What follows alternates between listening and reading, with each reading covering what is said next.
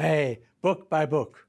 The book of Job is what we're doing. Study number 2, and I'm joined here. I'm Richard Buse. Here's Paul Blackham, and here's Glenn Scrivener, who works with the Hour of Revival Ministries. And as we come to this, join in with you. Get a Bible open if you like, and maybe you can follow at some point with one of our Bible study guides on the book of Job. We could have that with you if you want. But anyway, we'll open the Bible at chapters 4 to 7, basically. We'll try and cover those. And our title for today is the words of Eliphaz the Temanite, one of Job's comforters. Consider now who being innocent has ever perished. That's the theme we're going to take today. I'll start a bit further back, chapter 4, verse 5. Eliphaz says, "But now trouble comes to you, Job, and you are discouraged. It strikes you, and you are dismayed. Should not your piety be your confidence, and your blameless ways your hope? Consider now who being innocent has ever perished. Where were the upright ever destroyed? As I have observed, those who plough evil and those who sow trouble reap it." Well, here are the three friends. They've entered now the scene. A newspaper once held a competition. Make your best definition of a friend. The winning entry was this: a friend is the first person who comes in when the whole world goes out. That's maybe not a bad description, do you think, Paul Blackham, of these friends of Job as they come in? What was their role? Well, that's true. I mean, often if people know anything about the book of Job, they'll go, oh, they're those miserable comforters, which comes up in chapter 16 about them. But we've got to remember, when everything fell apart for Job, they came. And, you know, I'm sure they seem to be quite important men, because it turns out, you know, they're older men and have responsibilities and things, and that they basically just drop everything and come and sit with Job for a whole week. And they can see that he's in terrible suffering, so they don't initially say anything. No. And they just sit with him and weep with him and just in silence, just because there's nothing to say. So that's what's good about them. And then they wait until Job starts to talk before they respond, and they intend good for him when they start answering. Exactly. But the problem with them is that they don't mention Jesus in any of their answers. And they have no concept of Christ and his cross, so they don't really get suffering. They haven't got any real answers. And so, yes, they've got lots of true things that they say. There's lots of the theological things they say are kind of true, but they're just not relevant at this point, and they're not applied properly. Someone says that I can't remember who said it, they have theology, but no empathy. And they're not really with very good. this. I think because weren't you saying how different it is when you know, you empathise with a person in suffering? Because we were staying at the hotel up the road, and weren't you saying that the difference is, because that was the scene of suffering, the Grand Hotel. Oh my goodness, yes. That time years ago when the Grand Hotel was bombed by terrorists, remember? And we, of course, in the newspaper, it went worldwide, that story. But if you got somebody who was in that thing, and I did have a friend who was in that hotel that very night, and to see him on television being pulled out of the rubble, I thought, that's my friend Harvey Thomas. How can that be? Yeah. And that affected me deeply. So if there's empathy there, that's the vital bit. Very, very important and very interesting. So actually, as we look at this then, I mean, it sounds at first as though Eliphaz is encouraging Job. Verse 1 and 2, by reminding him of all the help he's been to others. Then he talks about a strange spiritual experience he's had. What is that all about? Yes, I mean, he starts out in order to comfort, and that's his intention, and he wants to sympathize and sit with him. And yet, you know, our theme verse 7, really betrays the theology that he has, the understanding of God and life that he has, that really twists things. And it's verse 7, "Consider now who being innocent has ever perished. Where were the upright ever destroyed?" Now, Job, if you're being destroyed, what does that say about you after all? So really kind of Eliphaz's kind of philosophy is really that whole kind of what goes around comes around. And if bad things are happening to you, Job, I suppose after all you must really be a bad man. And you think, where does Eliphaz get such wisdom from, if we put wisdom in inverted commas. Well, verse 12, he reveals where he gets this wisdom from. A word was secretly brought to me. Verse 13, amid disquieting dreams in the night. And then verse 14, it's this terrifying thing. Verse 15, a spirit glided past my face. This is the source of Eliphaz's theology. Yeah. And really this whole what goes around comes around thing, it comes straight from the pit. This is not a good spirit that he's listening to, and therefore it's not good comfort that he gives. It's been maybe a common fallacy. I mean, is this the kind of prosperity gospel of Eliphaz that sometimes we hear about it today? How dangerous is that? Oh, it's terrible. It's pure poison, Richard. And I remember that we had a guest, KP Yohanan, who studied 2 Corinthians with us, and he's ministering... That great Indian evangelist. Great Indian evangelist, and planting churches every day all over the country, his organisation. And you think, what are the biggest threats? Because he's facing aggressive ideologies and nationalist things and the physical violence. He'd suffered physical violence, and we're like, those are the biggest threats. He said, no, the biggest threat to the church, he felt, worldwide, was this prosperity gospel, because it is preached inside churches, but it is literally the philosophy of Satan. Like Satan, if you remember, as we thought in earlier studies, Satan's philosophy is you should think of yourself and what do you get out of it? Health and wealth for you. If you get health and wealth, then serve the Lord. If you don't, you won't. And then what happens is literally in our churches around the world and on TV channels and things like that, there are people who are saying, why suffer? Why should you serve the Lord? Well, because he will give you health and wealth and prosperity and things like that, and that's what the gospel is. No, it isn't. That is Satan's philosophy. That's why Satan does things, and it's so poisonous, because in chapter 4 verse 6 here, he's saying, should not your piety be your confidence and your blameless ways your hope? So he's really saying, if you do the right things, you will have lots of prosperity and popularity.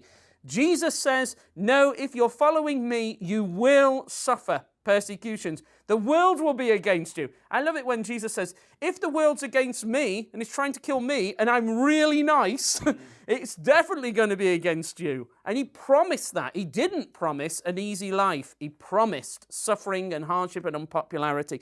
Tremendously deep. In James chapter 5, we're going to mention that quite a few times. When James studies the book of Job, he says, wait until the Lord comes. That's when there'll be your best life ever. Like that. There's a terrible book that's been going around called Your Best Life Now. No, James would say. No, your best life is when Jesus comes at the end of all things, when he puts everything right. Now, we may suffer. We might be in a prison. We might be in a hospital. But the Lord says, no, I'm with you. Keep faithful. One day, there will be all the glory, and you'll be with me, and there'll be a wonderful life to come. Now it might be tough. It will be tough.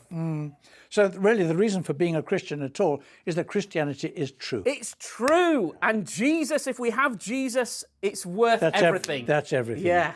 I mean, so when Job now reacts to the preaching of Eliphaz, actually we come on to chapter 6 for that.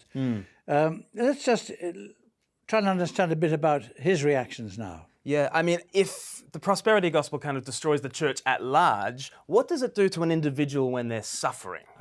When you're in the middle of suffering and pain and darkness, and someone comes along to you and says, well, you mustn't have enough faith, because if you have enough faith, then you will prosper and have your best life now. What does it do when you're actually suffering?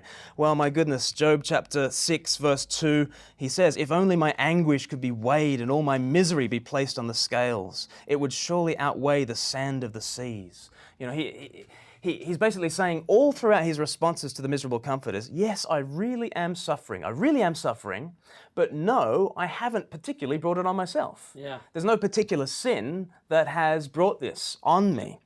And so he continually stands up for his own uprightness, not that he's completely sinless, but that he hasn't done anything to bring this onto himself. In fact, in verse 10... I like verse 10, go on. Yes, that he has not denied the words of the Holy One. That's his heart's desire, not to deny Then I would still have this consolation, my joy in unrelenting pain. He's still got joy. Yes. That's wonderful. In the pain, not after the pain, in the pain. And that's what upends the prosperity teaching.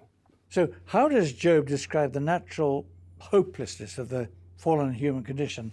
We're really into Job chapter 7, verses 1 to 16. I mean, look at those words. Verse 2, like a slave longing for the evening shadows. Verse 3, I've been allotted months of futility. Nights of misery have been assigned to me. Verse 4, when I lie down, I think, how long before I get up? The night drags on and I toss till dawn. People in hospital feel like that again and again. Or verse 7, remember, O Lord, that my life is but a breath. My eyes will never see happiness again. Or verse 16, leave me alone, my days have no meaning. So all of that, when we're thinking about those verses, how does that remind us of, some of the curses of the Old Testament? Well, it does, because his friends have almost said to him, look, Job, life's in your hands. Yes. Yeah, they don't say, here's Christ, look at him, you'll find answers and meaning and purpose and understanding and comfort and hope in him. They've said, no, Job, it's you. It's all down to you. And if you do the right thing, you'll do well, but if not, you're going to suffer.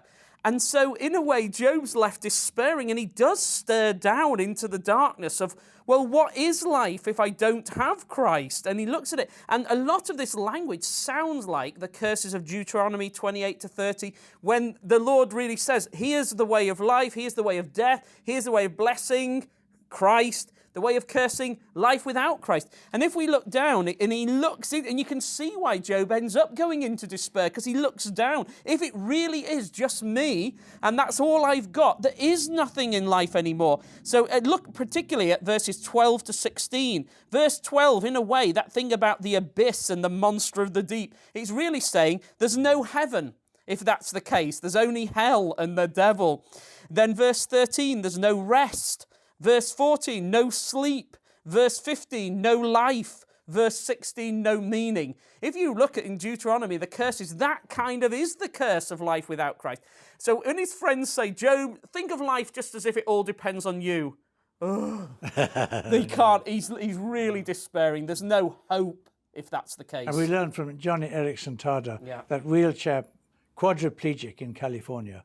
And often people would try and tell her what the situation was, but actually she needed to turn to Christ all the time, which was what her experience was in all of that trouble. What's Job wrestling with in chapter 7, verses 17 to 21, when he asks God, what is man, when he's so targeted, when man is so targeted? What do you think of that? Well, I think sometimes in Job, he feels like the Lord is a million miles away. And sometimes here, he feels like the Lord is right there scrutinizing everything about him. And it's a particularly uncomfortable feeling that Job has, verse 18, that he's being examined every morning and tested every moment. Just get away from me for a minute. Let me have a bit of respite, he says in verse 19. And in verse 21, he says, why do you not pardon my offenses and forgive my sins? And I think he's putting his finger on something that's very important. It's certainly been important in the suffering that I've gone through. At various points, you can think that the circumstances around you are the deepest issues. The suffering that's happening to you is the deepest issue. But actually, Job says, what I really need is forgiveness for my sins. Not that any particular sin has brought this suffering on Job. We know that it hasn't. But he's a common or garden sinner like you or I. And he knows that actually with the scrutiny of the Lord, what he really needs is his sins forgiven. Right here, he's not really seeing it. We'll see him trust in the Lord's forgiveness later. And we'll see what comfort that brings to him. But I think it's so important that what he does is focus in on those sins that are bigger than the suffering around me, but that there is the Lord's forgiveness that's bigger still. I think that gives us great relief in suffering too. I know. And then we meet, of course, with people who have been in deep trouble, in prison for their beliefs in the Lord Jesus Christ. When you meet them, I met a young lady the other day who had been told, you either leave your religion and join us, or your family will be disrupted and will be taken away from you. She said, well, I have to stay on with Jesus. That was torture for her. And yet when I met her, of course she's praying that she'll be reunited with the family again. But I thought, I want to kneel at your feet because you've learned so much about the Lord Jesus Christ. And she glowed. It was wonderful to meet. So the reality of Job's darkness is there absolutely in chapter 7, verse 3 and verse 4. And you too, somebody sharing in this study, maybe you also feel a degree of darkness around you. Older people who are sharing in this study will remember the end, or the beginning rather, of World War II, when King George VI was addressing the world on the BBC. And it was just at Christmas time, it was his Christmas broadcast, looking into the new year. And his wife, that was Queen Elizabeth, she had given him just seconds before the broadcast a little quote from Minnie Louise Haskins. And George VI gave this to the world. "And I said to the man who stood at the gate of the year, 'Give me a light, that I may tread safely into the unknown.' And he replied, 'Go out into the darkness and put your hand in the hand of God. That shall be to you better than light and safer than a known way.'" You too? You too? Some of us experience these matters, and we would want to echo, George VI, you are right. So is the book of Job. So is the answers of Job. God bless you. Until the next time.